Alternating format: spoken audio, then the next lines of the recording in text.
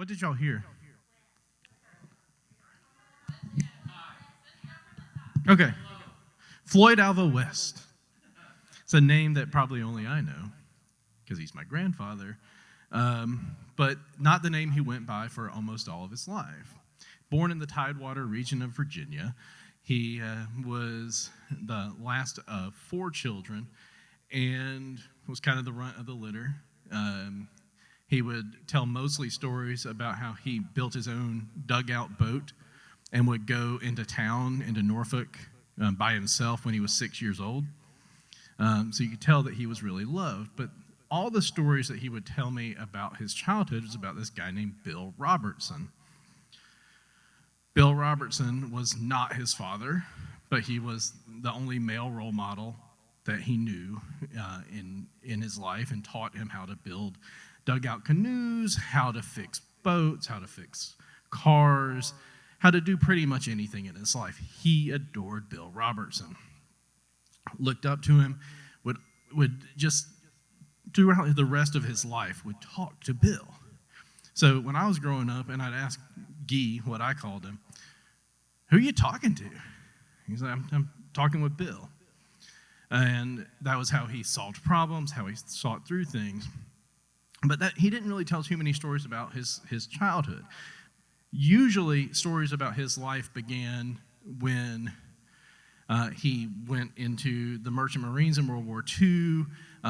He got married to a lady right before he left because his mother thought it was important for him to be married, to have someone to come back to, and found out that he had a daughter when he was in World War II.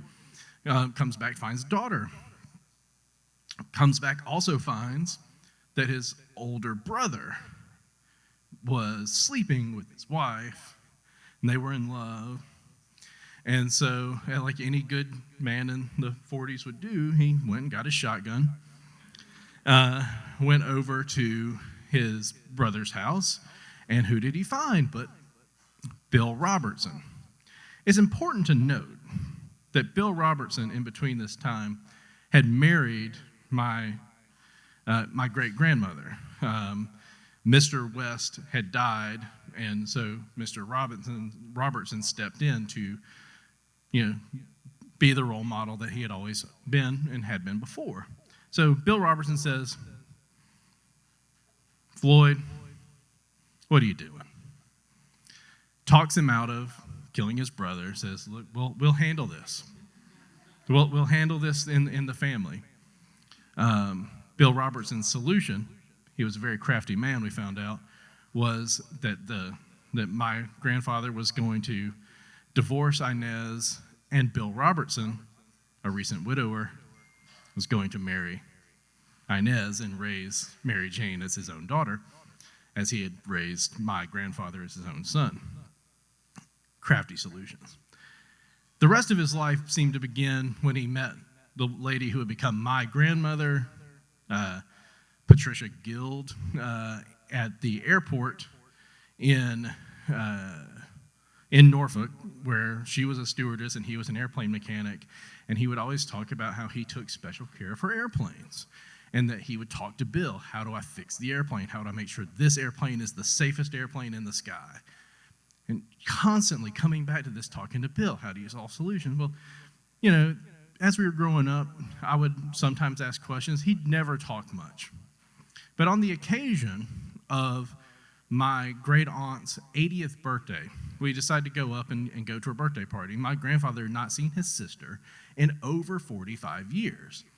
So this is going to be a big surprise.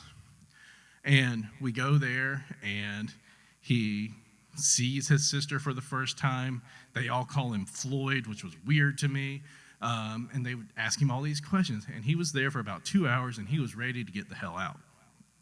But on our drive back home from Norfolk, it was the first time he ever started telling me stories about growing up, about his sister, how Hazel was this very loving big sister who always looked out for him, but he kept telling me stories about Bill, the stories that he'd been telling. He finally confessed that the man that he was talking to was this Bill.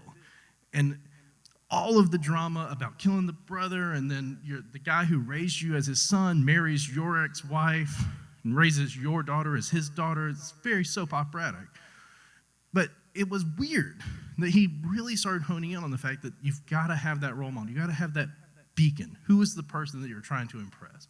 That's what he kept saying. And I don't think it's any small coincidence. He kind of knew that as he had met and seen his sister for the first time in several years, that he was coming to the end of his time. In December of that year, 2003, he was killed in a car wreck. It was my granny's car that he was taking to the mechanic to get fixed, doing the one thing that he always had to do, make sure that the vehicle she was in was the safest it could be. And it was the way he probably wanted to go, was taking care of her and doing what he needed to do. And fortunately, in telling all these stories and coming up with the legacy of who Floyd Alva Robertson was, we reached out to Hazel and said, do you have any stuff from y'all's growing up, any papers, anything that we can find? And when we were pulling all this stuff together, we found one bit of information that was pretty interesting. We found out that Bill Robertson was Floyd's dad. That the relationship of my great-grandmother and Bill started well before Floyd was born.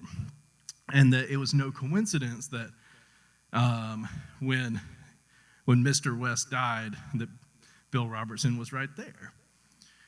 And so it kind of took all this together, all these stories, to come back to find out that maybe who you thought you were your entire life, the beacon of who you thought you wanted to be, your role model, was closer to you in more ways than you ever thought. So, very, very compelling Tidewater, Virginia story.